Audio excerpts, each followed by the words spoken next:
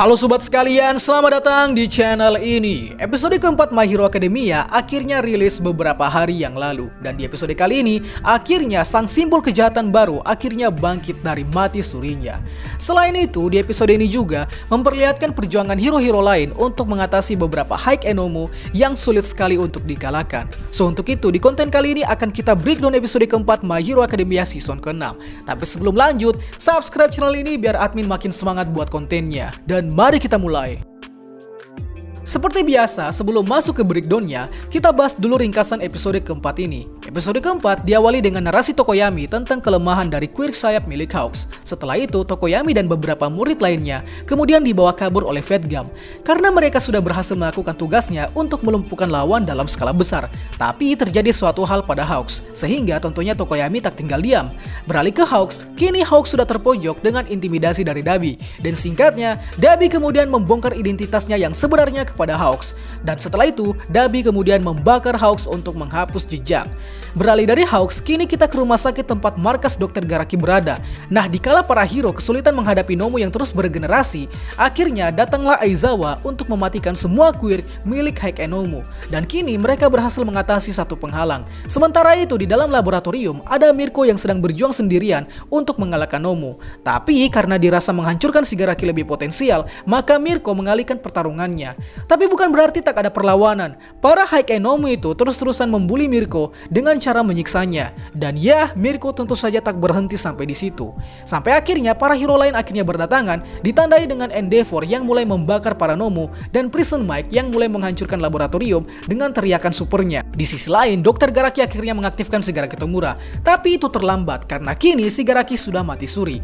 Sembari diamankan oleh Prison Mike, akhirnya terungkaplah siapa Dr. Garaki yang sebenarnya.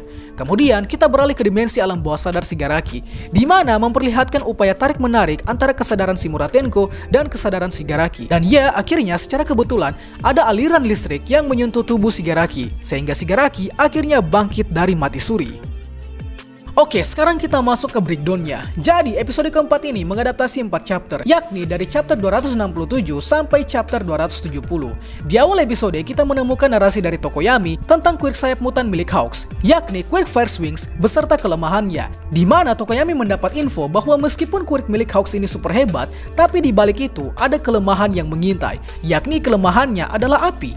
Ya, tentu saja Quirk Fierce Wings ini lemah terhadap api, sebab bagaimanapun juga, meskipun ada fitur kekuatan lain yang Fierce Wings miliki, tetap saja pada dasarnya Quirk ini adalah Quirk bertipe mutan. Artinya, ini murni berasal dari tubuh dan sifatnya organik, sehingga apabila dibakar, ya tentu saja bakal gosong cuy. Dan karena itulah, Hawks sangat mengantisipasi lawan yang memiliki Quirk api. Oh ya, sebelumnya di 2 tahun yang lalu, saya sempat membuat konten explain soal Quirk milik Hawks. Jadi silakan singgah jika berkenan. Oh, atau kita buat versi revisinya saja ya. Tulis pendapat kalian di kolom komentar.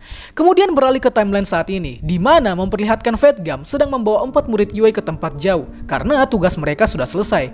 Nah, jurus milik Fate Gum ini diberi nama Fate Taxi, yakni jurus untuk menyerap orang lain dengan menggunakan lemak tubuhnya. Tentunya hal ini bisa terjadi berkat Quirk milik Fate Gum, yakni Fate Absorption, yakni Quirk yang dapat menampung dan memanipulasi lemak tubuh sesuka yang dia mau. Unik juga si Fate Taxi ini. Beralih ke Hawks, kini Hawks sedang dibakar sayapnya oleh Dabi. Dan ya, ketakutan Hawks akan kelemahannya akhirnya terjadi di episode keempat ini. Efek dari dibakarnya sayap Hawks ini bakal berlangsung cukup lama, bahkan sampai ke perang selanjutnya. Dan mirisnya, karena sayap Hawks yang terbakar oleh api biru yang sangat panas ini bakal membuat Hawks melemah dan bahkan nyaris menjadi quirkless karena sayapnya yang terkesan sudah tak berguna nantinya.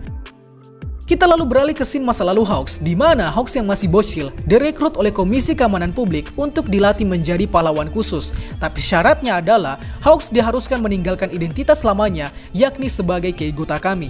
Hawks tentunya terima-terima saja dengan syarat tersebut, asalkan dia bisa menjadi pahlawan hebat seperti Endeavor. Sedikit penjelasan, jadi Hawks adalah hero yang dilatih dari bocil, kira-kira dari umur 5-7 tahunan. Dan hal ini terjadi karena Hawks dianggap memiliki Quirk yang hebat. So maka dari itu, Komisi Keamanan Publik merekrut Hawks untuk mengikuti program. Nah, alasan Hawks menerima program ini juga sebenarnya penuh dengan pertimbangan, di mana Hawks pada dasarnya berasal dari keluarga yang sangat-sangat miskin. Maka dari itu, untuk menolong keluarganya, dia merelakan dirinya untuk join di program Komisi Keamanan Publik. Bisa dibilang bahasa kasarnya kalau Hawks ini menjual dirinya untuk keluarganya. Kemudian alasan lainnya adalah karena Hawks memiliki tujuan untuk menjadi seorang pahlawan yang dapat bersanding seperti Endeavor. Karena sama seperti Deku yang mengidolakan All Might, Hawks juga punya idola yakni Endeavor. Endeavor bagi Hawks adalah pahlawan yang menyinari takdirnya. Karena selain hebat, Endeavor jugalah yang menjadi kunci terbebasnya Hawks dari siksaan bapaknya yang seorang kriminal. So maka dari itu, Hawks bercita-cita ingin menjadi seperti Endeavor. Lalu kita melangkah jauh ke scene pertarungan epik Mirko, di mana melanjutkan usaha Mirko untuk mengincar Shigaraki di dalam laboratorium. Usaha Mirko tentunya mendapat tantangan, di mana Mirko dibully habis-habisan oleh para Nomu, mulai dari kakinya digigit, tangannya yang dibuat bolong, sampai perutnya yang dibuat bocor. Benar-benar Mirko di sini dibuat babak belur. Nah, hasil dari tersiksanya Mirko ini bakal membuat Mirko bakal memakai banyak alat prostetik pada tubuhnya. Karena meskipun Mirko harusnya pensiun sebagai hero, tapi Mirko tak mau menyerah dan terus menjadi hero sampai babak belur lagi di perang selanjutnya. Hehe, spoiler lagi. Kemudian ada scene yang menunjukkan Prison Mike yang menghajar Dr. Garaki habis-habisan. Alasan dibalik Prison Mike menghajar Dr. Garaki tentu saja berkaitan dengan dendam kesumatnya. Karena Prison Mike tahu kalau Dr. Garaki lah yang telah membuat Shirakumo Oboro menjadi seorang Nomu. Makanya di sini Prison Mike mengincar Dr. Garaki. Tapi setelah itu akhirnya kita dijelaskan mengenai siapa Dr. Garaki yang sebenarnya. Yang mana Dr. Garaki adalah seorang peneliti yang hidup 120 tahun yang lalu. Kemudian dinyatakan menghilang 70 tahun yang lalu sebelum timeline utama dimulai.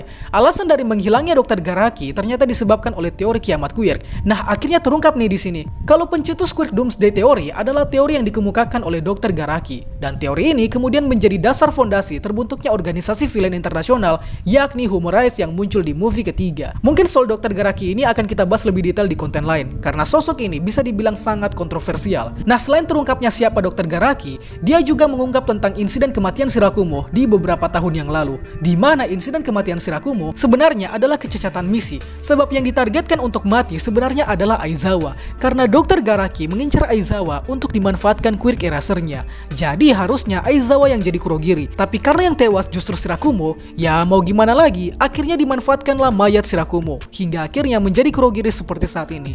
Bejat si Dr. Garaki ini sebenarnya. Beralih ke dimensi lain, kini kita dibawa ke alam bawah sadar All For One milik Shigaraki, atau dalam hal ini adalah Vestige Quirk. Pada saat ini, Shigaraki sedang dibawa ke memori kelam semasa hidupnya, mulai dari dia yang dikhianati oleh kakaknya yakni Hana, kemudian ada memori di mana dia disayang oleh ibunya. Nah, ibu Shigaraki di sini adalah salah satu dari keluarganya yang mendukung impian Shigaraki atau Tenko untuk menjadi seorang pahlawan seperti Nana Shimura atau pewaris One For All ke-7. Tapi ada satu halangan yang membuat impian tersebut tak akan terjadi, yakni bapaknya sendiri, atau dalam hal ini adalah Kotaro Shimura. Kotaro atau bapaknya Shigaraki adalah yang menentang impian Shigaraki untuk menjadi pahlawan. So maka dari itu di alam bawah sadar ini Shigaraki tak segan-segan untuk membuat bapaknya menjadi debu.